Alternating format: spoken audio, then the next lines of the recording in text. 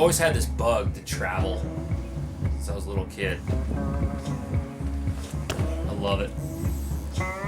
Sharing that passion with people that haven't been before is probably one of my favorite things to do.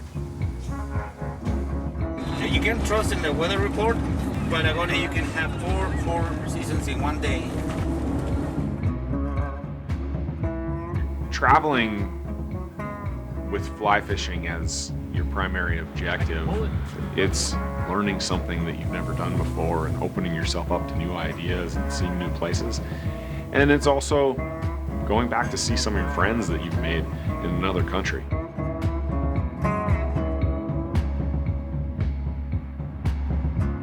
The people that are greeting you truly believe that you're now part of the Cinco Rios family. And I think that everybody feels that when they step through the door. Everybody.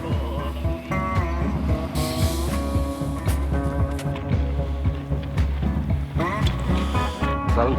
Salud, salud.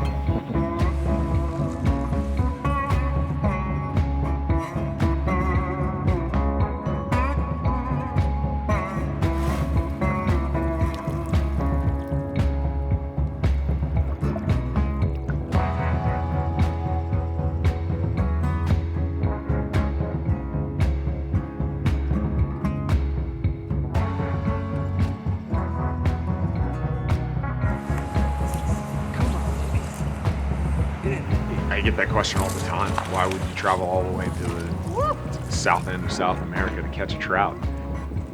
Yeah, you might catch the trout of a lifetime, but you're gonna have an experience on every step of the way that is worth its weight in gold. But seeing your friends again and experiencing the landscape of Patagonia is worth much more than catching any trout. Thanks, Mandingus. You the man!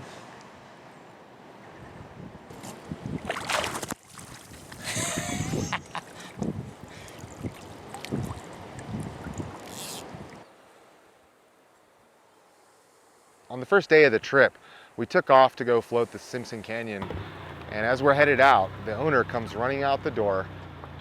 I need you to take these solar eclipse glasses. The path of this eclipse just happened to go right over southern Chile while we were there.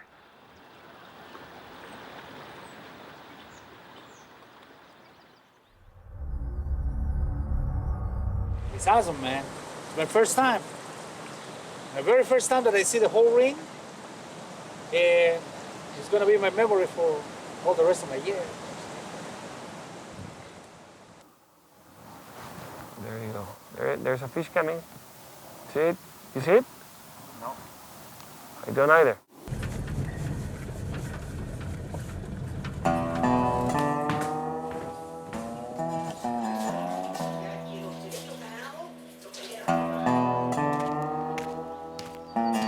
We're staying at the Estancia del Zorro, and I get up early, so I got up and wanted to go see what was going on in the kitchen, the rustic kitchen at the Estancia, where they've got the wood-fired stove and they got a kettle going. And I walked in there, and one of the gauchos, it's a working ranch, one of the gauchos was hanging out there with Rodrigo, one of our guides, who was up early too, waiting for us.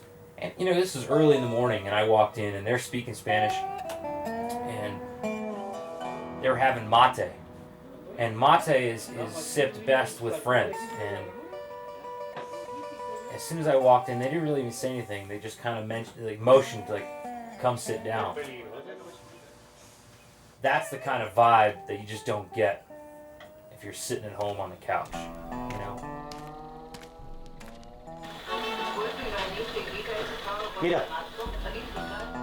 It's not about the fish. I mean, we caught some amazing fish down here, but the people, who you meet, the culture, that's what it's all about. You can't put a price on that. You just can't.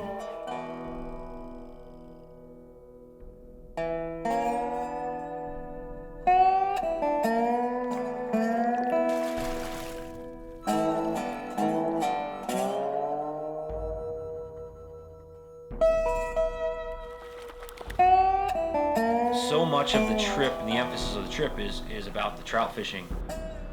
We talked about the condors a little bit. I got my goats. Yeah, but just for 2 stinky goats, you missed the condors. And then we had an off day. We decided to go do it. Yeah, my uncle and she are the only ones that use this road. It's hard to find another car here. This links the 2 valleys, the Valley of the Moon with the Coyhaique Alto Valley. Not very many people know about it.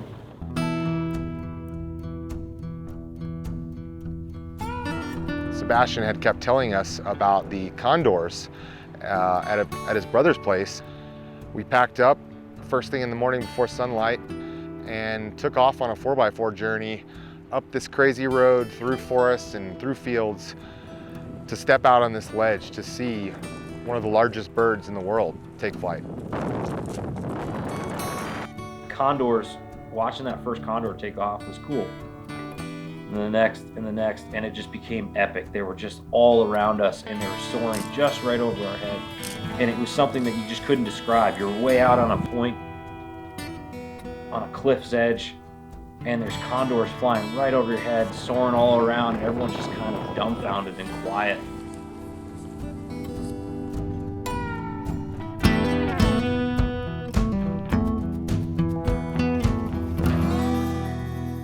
Patagonia is giving yourself an opportunity to let go, to truly soak in the landscape. There's going to be a lot of trees and bushes you're not familiar with. There's going to be a bunch of colors of water you've never seen before. And there's going to be an opportunity to make friends with people that are halfway around the world.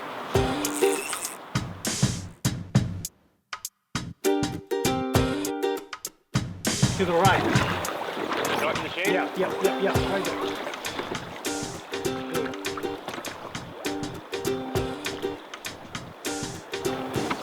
That's a nice rainbow. Almost 5 minutes. That's a good sized fish on the Wallen River. Man.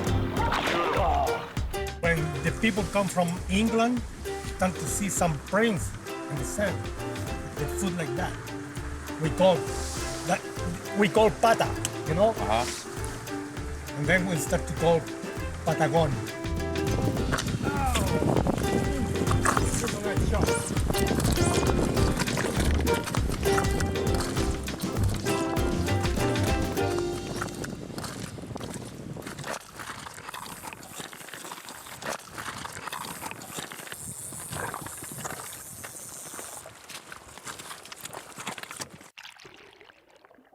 Why the logs in the rivers?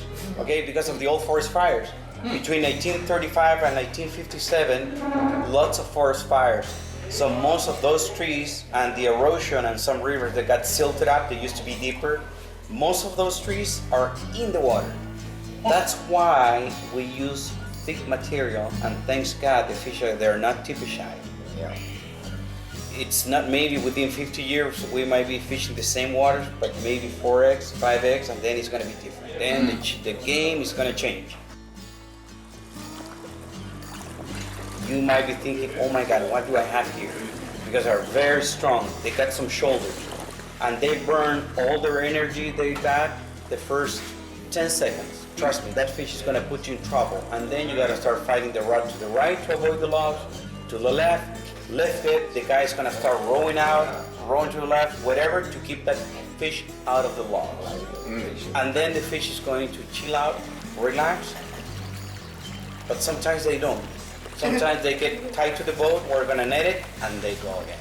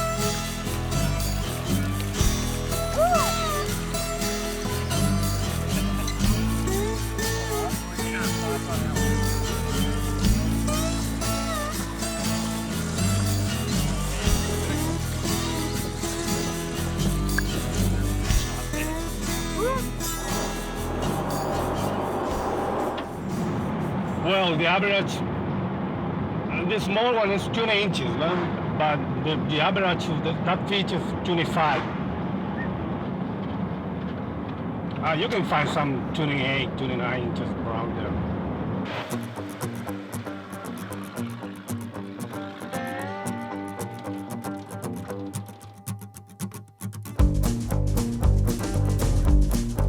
We stepped out of the truck after doing some four-wheeling to the boat ramp and did some really weird backing and finagling to get a boat in the ramp. Some backcountry somewhere. So everyone has those days when you're casting a streamer into fish you can't see and you're wondering, when am I gonna get to eat? We had one of those days on one of the last days of the trip. Slow, oh, there he comes, there he comes. Get. That's a huge fish.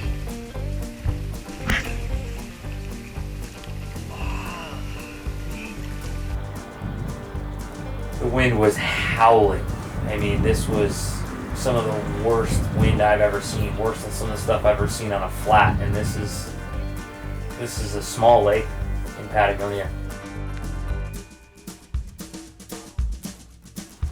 I don't know where we are, but we're at a lake with some gator brown trout. Just the monstrous brown trout you've ever seen. Few and far between, but massive.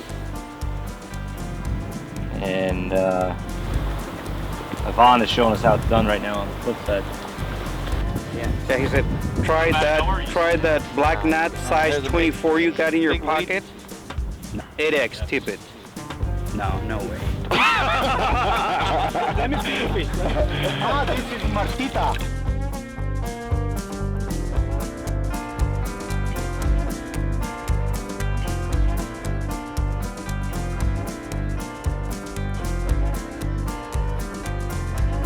So we went back to that first spot of the day. He made one more cast. As I'm pulling the camera out of the box, I look over and he's hooked up.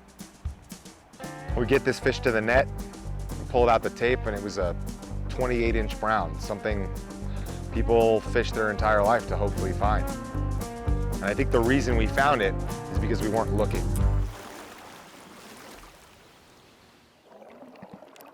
All the days of tough fishing, the 7 and 10 hours of travel, the baggage fees, the customs immigration, it made it all work. Good job, my friend. Awesome. Good job. So the first cast and the last cast of the day, he showed himself. Right? Yeah, this is good news. I like to see the big brown, the Truchón in the net, you know? Truchón means big, old brown trout. What was the name of that fish we caught today? Kiko. Cinco. I know him many years ago.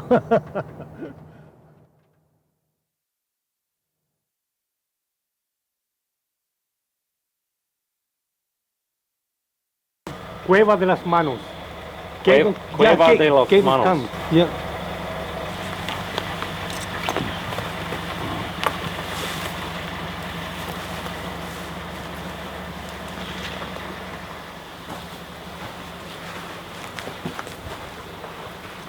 Look at my friend. See the hand? So what were the people's names called? The Welches.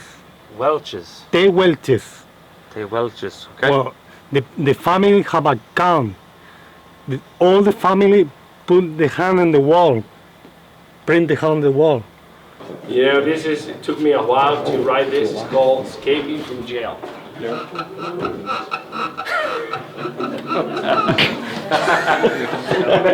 That's right.